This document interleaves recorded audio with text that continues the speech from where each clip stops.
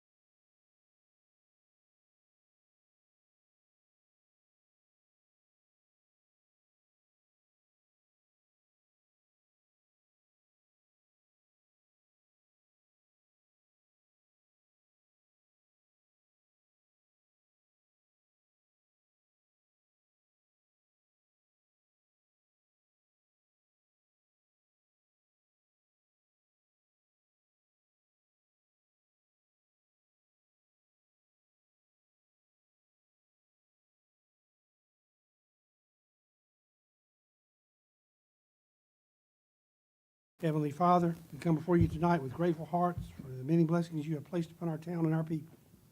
As we gather to do the work of this community, we ask for your guidance, wisdom, and steady hand in every decision we make. Lord, in this season of new beginnings, as spring approaches and the signs of renewal are all around us, remind us of the responsibility we carry, not just to manage today, but to prepare wisely for tomorrow. Help us to be good stewards of the resources, opportunities, and trust that has been given to us. Grant us clarity in our discussions, unity in our purpose, and respect in our differences. May we listen well, speak thoughtfully, and always act in the best interest of our citizens. We ask your continued blessing over the town of Benson, over our families, our businesses, our first responders, and all who call this place home. Protect those who serve, uplift those who are in need, and guide us as we work to build a stronger future together. All these things we ask in thy name. Amen. Meeting order.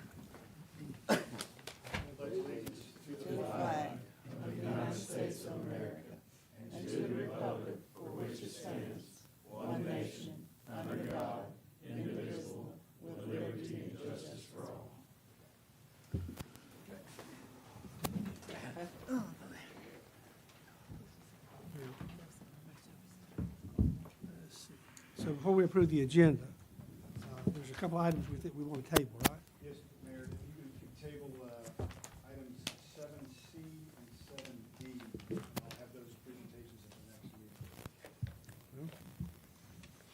So do I hear a motion that we approve the agenda with those changes? I made the motion. All in favor? Opposed? Okay, great. Public comment? Oh, no, yeah. Anyone who wishes to address the board would need to provide their name and address for the record. Hold on, consent agenda. Oh, We need a yeah, I'm consent sorry. agenda. I make a motion, we approve the consent agenda. Okay, there's a motion. All in favor? Aye. Okay. Opposed? No. So that's approved as well. Now, public comment. State your name and address. C and D. Paul Dunn, 101 Carolyn Drive. Asking for relief on being charged with trash collection at my dad's playhouse log cabin beside my house.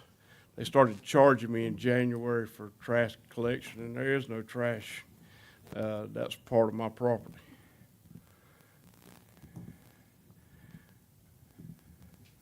It's been there since the 1970s. The only time anybody's ever been in it was when I was building my house for a few months, and my daughter when she built her house for a few months. And we started getting trash collection bills in January. Have you called utilities department? Yeah, they said I had to do this. Oh, okay, all right. I'm going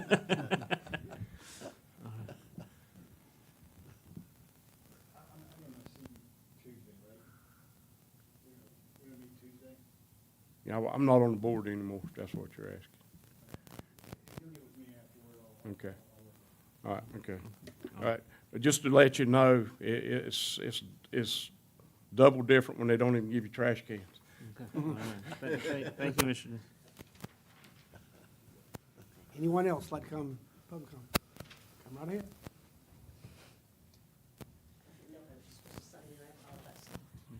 Hello, Julie McAllister. I am, and 1005 Bailey's Crossroads, Benson. I would be honored if all of you would vote for me for the Art Council. I have very strong roots all through my family. Music, art, and joy, that's been the whole thing for me. So I would be honored to serve you for 2 years, should you vote for me. Thank you so much. Anyone else? Don't see anybody coming, so we're going to close the public comment section. Now, we're going to open the public hearing on MSD 01-2026, Farmer Point Major Subdivision, Altar Hill Road. Tanner.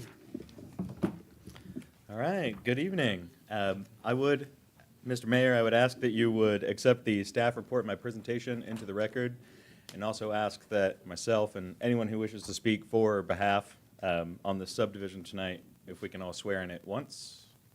Okay.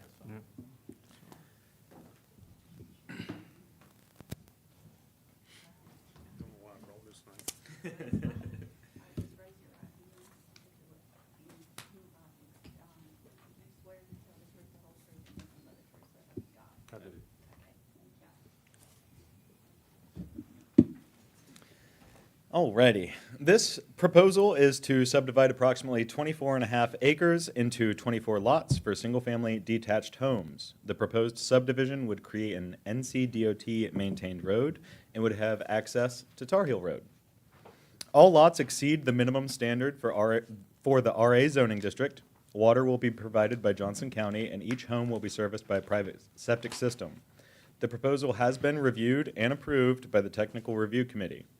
Please remember that as a quasi-judicial hearing, only parties with standing should participate. Those wishing to speak should give their name, address, and reason they believe they have standing, and the board may determine if a speaker has standing or not. I'm happy to answer any questions about this subdivision. Before you get into the substance of it, I'll do my spiel here about call for any kind of ex parte communication, fixed opinion, bias that the board needs to disclose about the proposal that Tanner just went over. If there are none, then you can just move on. Okay. Let's move forward. So now it's the part where we say for and against. We're going to discuss. Got to open a public hearing. Okay, let's open the public hearing. So first off, would like, anyone wants to come speak for the amendment? For the, Yes, sir, Mr. Mayor. My name is Scott Brown, 409 Chicago Drive, Suite 112, Fayetteville, North Carolina. I'm here, I work for 40 Site Solutions. We're the engineers and surveyors for the project. I'm here on behalf of the applicant. As Tanner mentioned, it is a 24 and a half acre subdivision. It's 24 lots, so we got not quite a lot per acre. There's no burden on the town of Benson. It's served by Johnson County water. It will be, DOT will maintain the streets. It will be public streets. We've had the soils evaluated for preliminary soils for the septic system. As Tanner mentioned, it's gone through TRC. It's gone through the planning board. There was no opposition to it. And I asked that y'all look favorably upon it tonight, allow us to move forward with this thing. And it is kind of sandwiched in between two existing subdivisions. So it's kind of a natural fit for it. It is allowed zoning by right, and I'd be glad to answer any questions that any board members may have of me at this time. anybody got any questions? No, sir. Good deal, okay. All right. Thank you. Thank you. Anyone else like to come and speak in favor? Anyone like to come and speak in opposition? Anyone like to come and speak in opposition? Hearing none, we'll close the public hearing. All right, so now, discussion. Just confirming, Tanner, this is in the ETJ, so no services will be provided by the town other than zoning and not even permitting, right? So just zoning, correct? Yes, sir. Okay. Okay. Anybody else? Okay, do I hear a motion? I make the motion, we approve. Okay, we've got a motion to approve. Do we have to read that thing like we usually do? Mm-mm. Okay.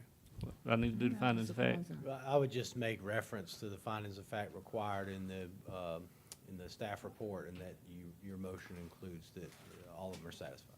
I make the motion to approve the major subdivision and that it meets all of the findings of fact as outlined by our UDO. So, any more discussion? We have a motion on the floor. All in favor? Aye. Opposed? Motion carries. Thank you, guys. Text 03-2026, consideration of digital billboards and regulations. Tanner. Alrighty, I have a lot more speaking on this one since we are adding text to the ordinance. I have to add it to the record here. But this text amendment, it is board proposed. And it is proposed to allow for digital billboards within the town of Benson, and also the regulations that these digital billboards would have to abide by. Let's see. Sorry, no, that's very small, but off-premise outdoor advertising signs are permitted with the following regulations, provided they also meet the Outdoor Advertising Control Act, NCGS, Chapter 136, Article 11. constructed with monopole, metal support structures, 50 feet or less in height, 300 square foot maximum sign face, electronic digital displays, and one face per side. Upon the issuance of a sign permit, as specified in this section, digital signs must also conform to the following regulations. Digital signs shall not change or alternate displays more frequently than once every 15 seconds, except that digital changeable copy signs may change or alternate displays as frequently as once every 8 seconds if the sign displays public service announcements on a permanent basis once within every 60-second period, and the sign operator displays as part of the normal advertising rotation public emergency messages hereinafter defined until such time as such message is no longer reasonably necessary. Public emergency messages shall mean Amber Alert, Blue Alert, Silver Alert, emergency information, and information about terrorist attacks, natural disasters, public infrastructure failures, and public safety emergencies. Public emergency messages shall be displayed in accordance with protocols developed by the town in conjunction with the issuing agencies and the qualified sign owners. For the purposes of this section, a public service announcement shall be any announcement for which no charge is made and which promotes programs, activities, or services of federal, state, or local government, or the programs, activities, or services of nonprofit organizations and other announcements regarded as serving community interests, excluding time signals, routine weather announcements, and promotional announcements. Make sure I'm caught up here. Any digital sign shall meet the following display requirements. The images and messages displayed shall be complete in themselves without continuation in content to the next message or image or to any other sign. The transition between images shall be instantaneous and without special effects. Special effects are those listed in 4 below. The display shall not be configurable to resemble a warning, danger signal, official signage used to control traffic, or to cause a viewer to mistake the sign for a warning or danger signal. No electronic animation, movement, scrolling, flashing text, or streaming video shall be permitted. All digital signs shall be designed and equipped to freeze the device in one position or immediately discontinue the display if a malfunction occurs. No sign shall be brighter than necessary for clear and adequate visibility and shall not exceed a maximum of 7,500 candela per square meter during daylight hours and 1,000 candela per square meter during non-daylight hours. No sign shall display such intensity or brilliance that it interferes with the effectiveness of an official traffic signal device or signal or is distracting to drivers. All digital signs shall be equipped with both a dimmer control and photo cell that automatically adjusts the intensity of the display according to the natural ambient light conditions. Prior to the issuance of a sign permit, the applicant shall provide written evidence that the light intensity has been factory preset not to exceed 7,500 candela per meter squared, and that the intensity level is protected from end-user manipulation by password-protected software or other method determined appropriate by the planning department. C, maintenance. All signs and natural areas surrounding the signs must be maintained in a state of good condition to include grass, landscaping, etc. Whenever it shall appear to the planning department that any sign has been constructed or is being maintained in violation of the terms of this section or is unsafe or unsecured, such sign shall either be made to meet all sign regulations or shall be removed at the expense of the owner within 10 days after written notification thereof by the planning department, town manager, or designee. This hearing is legislative, so anyone from the public is welcome to make comment on this, and I'm happy to answer any questions. Any questions? Hearing none. Okay, now we're gonna open the public comment. Anyone want to come and speak about the sign?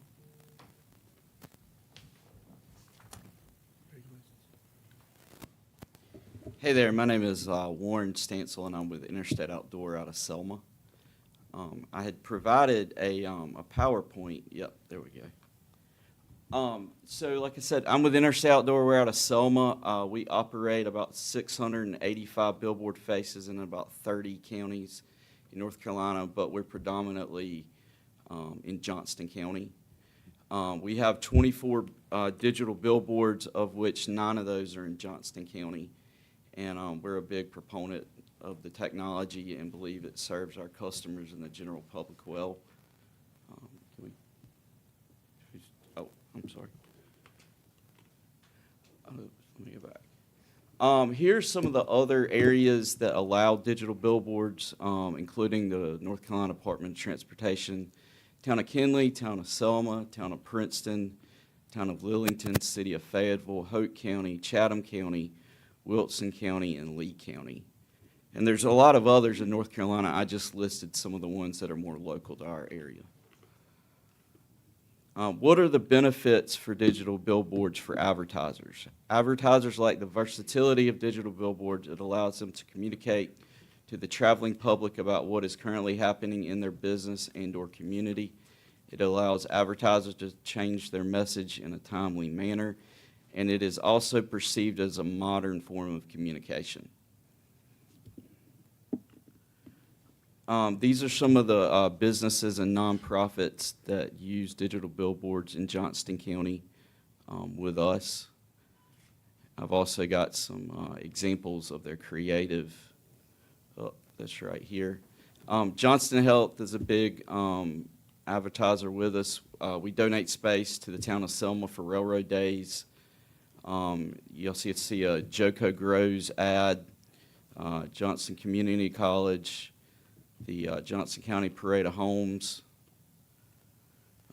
Deacon Jones Automotive, Pine Level Furniture, downtown Pine Level. As you can see, the G-Pad is themed towards a March Madness type advertisement promoting the sale of automotive during the time of year. And then we also do free ads for nonprofits, being the Partnership for Children and the Boys and Girls Club of Johnston County. And these are just a couple of the businesses and nonprofits that we use our digital billboards to promote themselves. I had two things I wanted to see if we could change within the proposed ordinance. One of those is the square footage that's allowed. What I wanted to see if we could do was allow 600 square feet. I know this picture shows a 672 square foot billboard, but at the time we built our billboards on I-40, 600 square foot is what was allowed. And so we just want to be able to use the same face size that we currently have up. The next picture I'm going to show you is of a 300 square foot billboard, which is what is currently proposed in the ordinance. And 300 square feet, we've got a lot of them. They're great, but they're more of an in-town, two-lane type of display. If you put them on the interstate or a four-lane, they're really hard to read, to the point where they basically become ineffective. The other proposal I had was if we could move the height restriction to 50 feet above the road grade, which is what some of the signs that we built on I-40 years ago in Benson are built to. Also, that is what the North Carolina Department of Transportation rules are. And again, here's basically 600 square foot sign on a four-lane road, and then you've got a 300 square foot sign on a two-lane road. Be happy to answer any questions or. What control do y'all have with what goes on these signs? So we have a software system that controls it, and we have to approve everything that goes on our displays. And so we operate in a lot of different communities, a lot of different counties, and it's in our best interest to only promote good, positive messaging within our displays. I understand you try to do that, but if a renter of that sign comes up and is willing to pay you to put whatever, what exactly do y'all have that y'all can prevent or can't prevent? So you can prevent content within a lease agreement with a landowner, which is what we've done in the past because of free speech in the country. But I will tell you that we don't do anything provocative, anything controversial. And I understand the question that you're asking, but an advertiser could potentially pay you to do that on a regular static billboard as well as a digital billboard. So I understand the questioning and the thought process behind it, but Well, my concern is what's happened in the past. We have had some billboards right here off our, interchange on 95. Big billboards, Cafe Risque. It was a topless, restaurant over in Harnett County. And I'm just wondering if the same people, and they're not in business anymore. No, they're not in But if the business. same people came to you and was gonna do something like this, and the landowner said, hey, as long as you're paying me, I don't care. Well, it's our company policy not to do that. Again, majority of the billboards I have on I-40 are with Miss Cynthia Pope, which is Hixie Pope's daughter, if you all know her. I don't remember exactly what's in our lease agreement because a lot of the landowners that we do business with agree with your sentiment, and we agree with that as a company. So we put those types of languages in our lease agreement that says, hey, we won't advertise anything offensive, being what you're talking about with Cafe Risque or any type of controversial subject. You know, so we're in the business of promoting other business, local business, nonprofits, the community. It doesn't serve us to take up a cause that is not wholesome for the public good. So y'all could prevent that. In a lease agreement, yes. Because of free speech in our country, which thankfully we have, that would be the only legal way to do it, which we do that, and I could, you know, if you wanted to put some language like that in your ordinance, I'm happy to go along with that. You've already got billboards on 95 now that are static, so if we approve this, are you gonna be looking for new billboard spaces, or are you gonna be replacing the billboards? So what I would like to do is try to convert one of the existing sites we have on I-40, was my thinking. So I'll tell you, they're expensive. They're expensive to operate. They're essentially a piece of equipment. They only have a certain amount of years that they're able to operate. Then you have to do the whole purchase again and start your capital investment all over. And so, you know, you see them around here and there, but you don't see them everywhere because it doesn't make sense to go put them up on every single billboard, and that's not the intent of them. So to answer your question, we would just want to convert one, possibly two.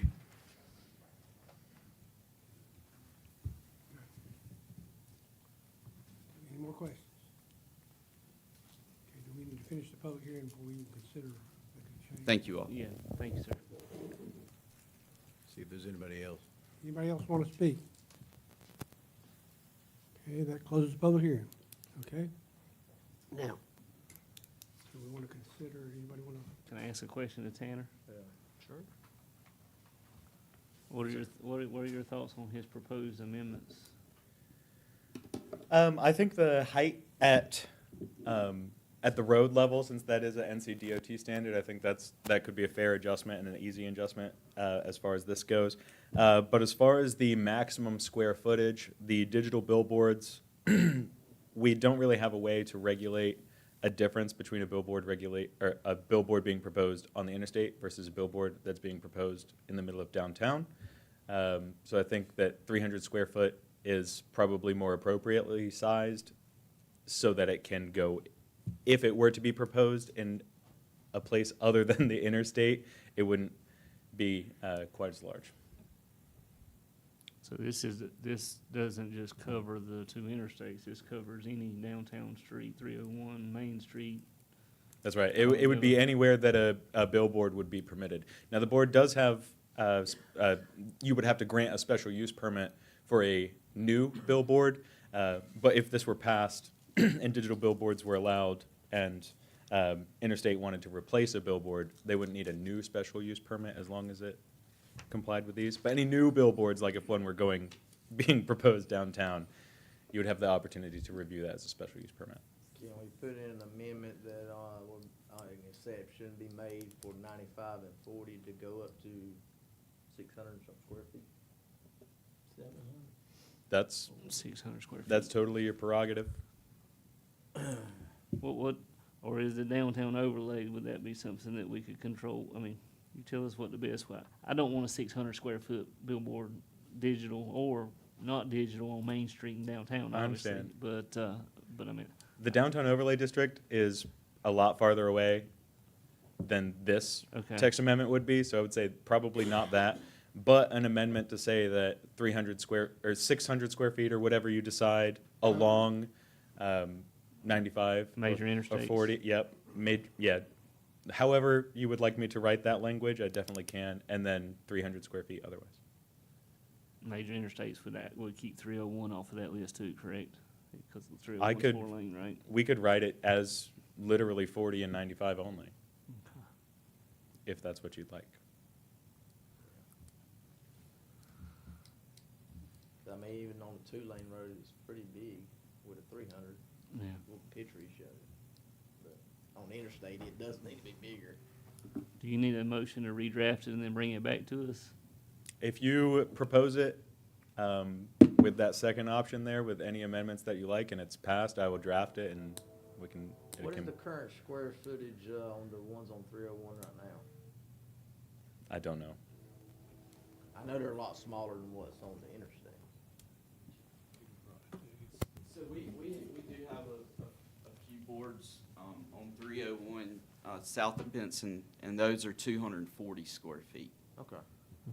Yeah, You're on one of them, so I think. You should know. My wife is. Yeah. So we're only asking 600 square feet like interstates, I-95, I-40. In fact, I actually had that note to suggest that, and I just forgot to mention that, so. Is it 600 or 672? 600. 600 is what was allowed back when we had ours approved by the town board back 15 whatever number of years ago, and so that's where I got the 600 square feet. And you'd be happy with that? Yes, sir. The current sign, digital signs you do now is 672, correct? So 672 square feet is an industry standard size, Okay. which is a 14 by 48. And so there's industry, like in a lot of industries, we have standard industry sizes. However, certain municipalities, counties, ordinances only allow 200, 300, 400. And so you have to work within the square footage that you're allotted. I'm sorry, got a dry throat. And so, we have some 10 by 30, 300 square feet. We have some 672 square feet. We just try to work within whatever, is allowed. Certainly, I wouldn't be opposed to 672 square feet because that is an industry standard. But Is that yours at the corner of the 70s in Selma? it is at What Catch. size is that So one? that one is a 12 by 40, 12 by 40? Okay, 480 square feet. okay.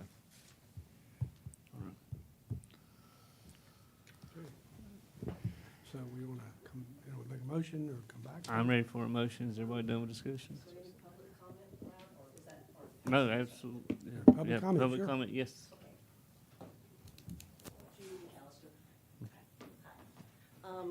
My question would be environmental impact when something goes wrong or when it has exceeded its life plan. If we know that it's going to last 8 years, or we know that it's going to last 10 years.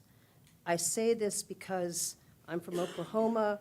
We have all of those windmills, the solar farms type thing there. And it's now being released that the environmental impact when they take the blades off, it's going to be, I don't remember the thing, but it's going to be this long for that. They're also coming out that there's asbestos in this. Personally, as a member that has farmland and everything else, it is something where I would like to know when it leaves its location and it goes to the Johnston County landfill, how many generations will be affected by what it is? And obviously, if it's 300 versus 600, that's a lot more. So knowing nothing about any of this and being a small business person, I'm all about business. I just look at my children, grandchildren, factor on if it is a toxic waste dump that is there and nothing can be done, how many do we want and how big do we want? And especially like with winds coming through last week, if some of the winds that came through my yard last week hit one of those, and it's deemed non-functional, and it's only 2 years in, okay, now we have to bring in. So that would be a question that I would want to ask. Thank you very much. Thank you.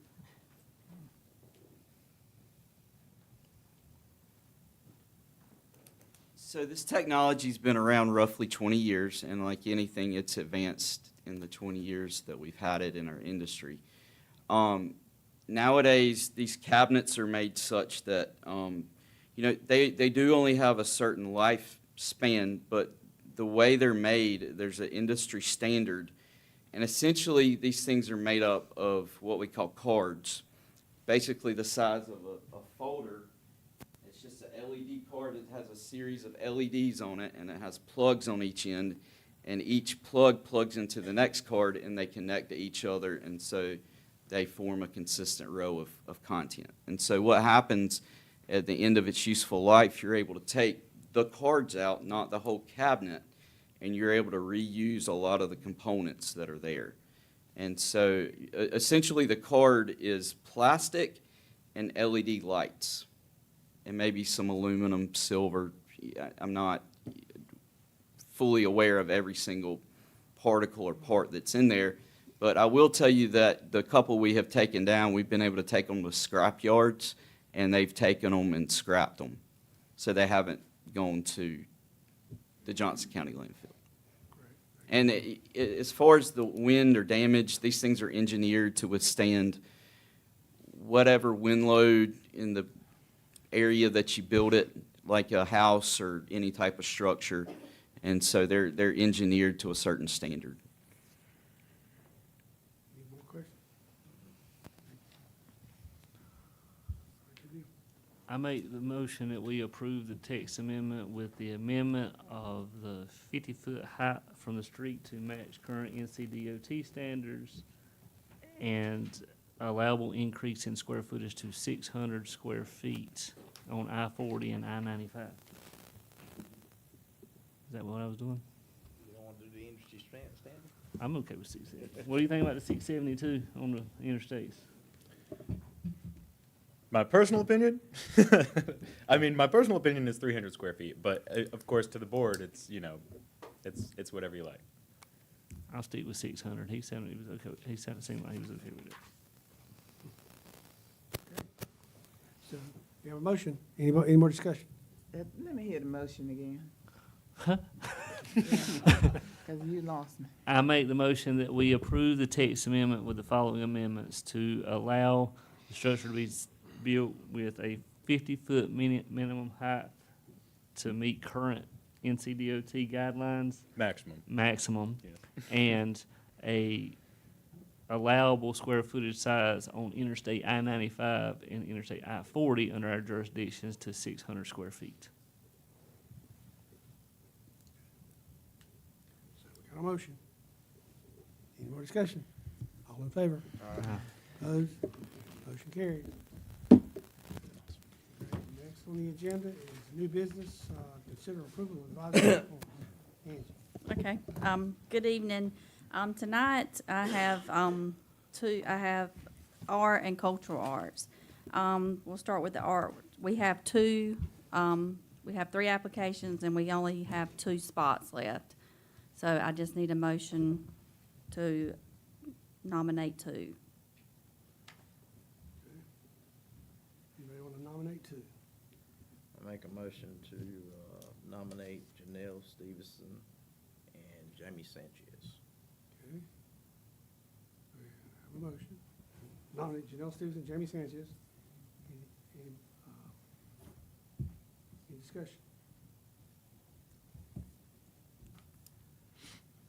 Okay. Just a process. Do these go before the board, the applications, before they come to us to get any kind of recommendation from them? I mean, I see the recommendations in the applications. I just wonder, do these applicants get reviewed by the advisory boards before they come to us to get any No. kind of their input? No, they do not go to the boards. So then, all in favor? Opposed? Okay, motion carries. Janelle Stevenson, Jamie Sanchez. Okay, and, oh, and then the next one we have, cultural arts. We have one application, and this will fill up, the cultural arts board. I make a motion, we approve.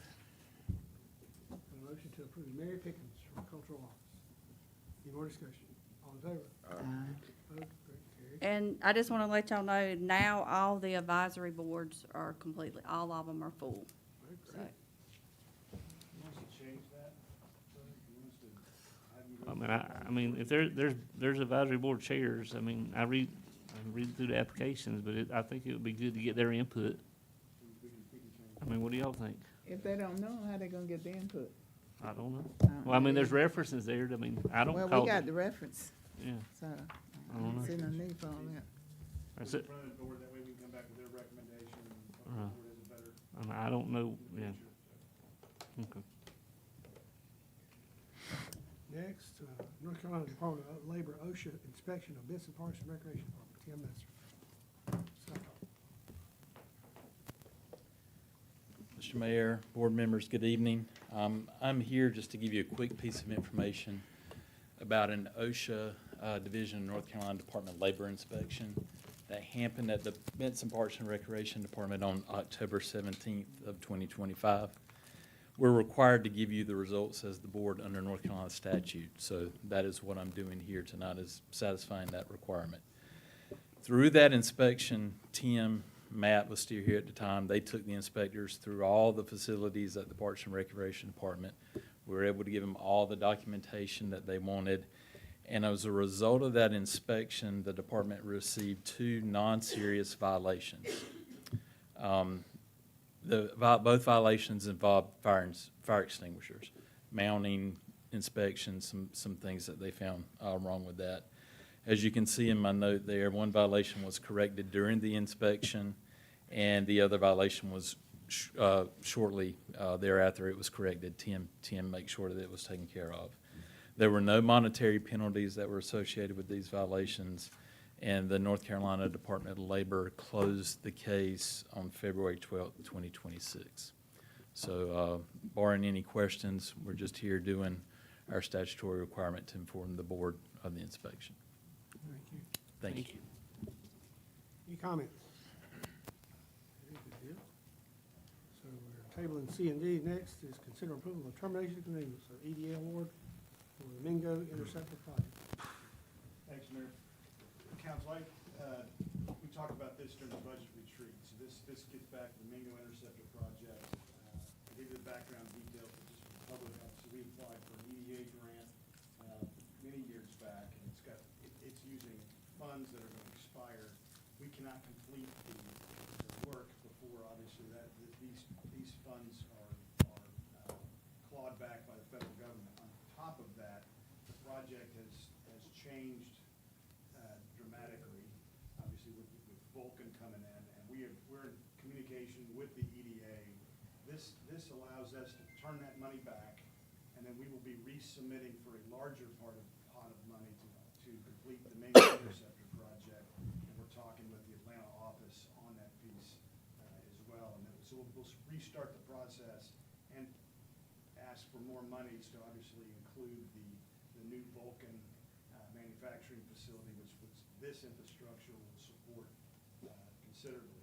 And so just to stay on the good sides of the EDA, you turn the money back in, you resubmit the package back, it restarts the clock. Obviously, we're asking for more money, and then we'll go through that process. This will close out that EDA. I just need approval to terminate the EDA. How much money are we turning back in, Dave?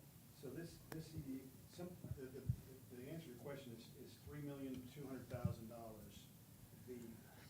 It's worse to have not enough money than no money at all, in my opinion. We are going back for a request of $8 million for the EDA, and we like I said, we're in a lot of conversations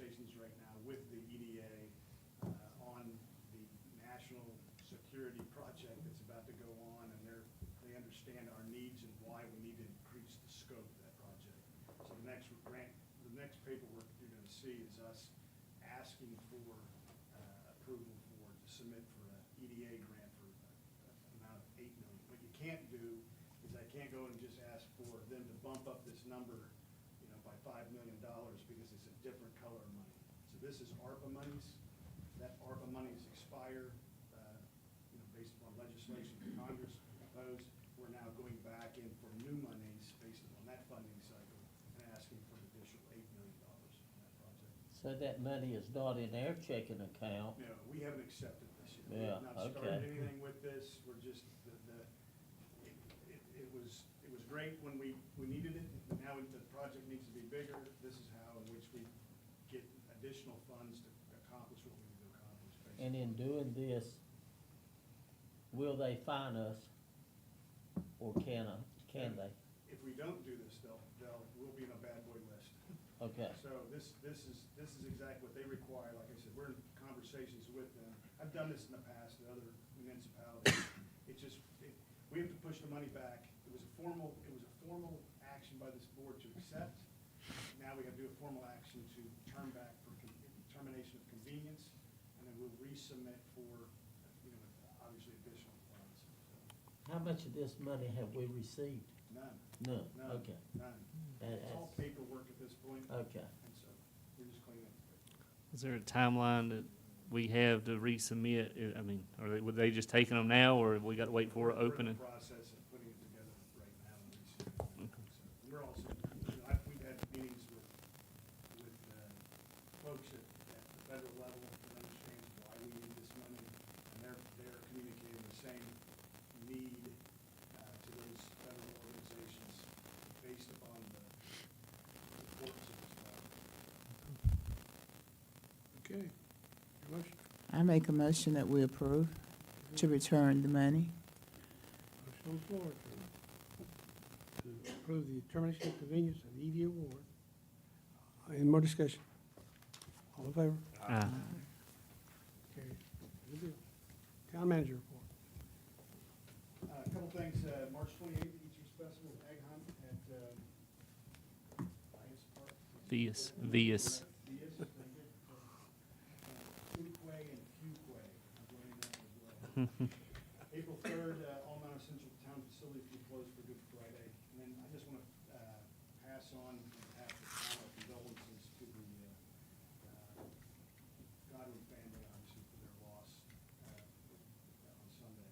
So our thoughts and prayers are with them. That's all I've got, Mayor. Great. Town attorney, I don't have anything. commissioners. Good. You got anything? No, I'm good. I think we mentioned this the other day, but no major damage reported from that downburst we had the other day to any town that we know of. We had two weather events. The first one that came through, we actually did have some damage at the wastewater treatment plant, and I think Junior's here. That building was ready to go anyway, Okay. and the weather took care of it, so we planned on, and it's not a huge building. So we did have a little damage there. And then the latest weather batch that came through, shout out goes to the electric folks. We had them go inspect all of the town-owned facilities on the roof, and we actually did find damage on I don't know if it's damage, but it was a split unit that wasn't secured properly, that was pushed over on top of the new L-shaped building, and we've rectified that. So I appreciate them looking at that, but other than that, we didn't have any other issues.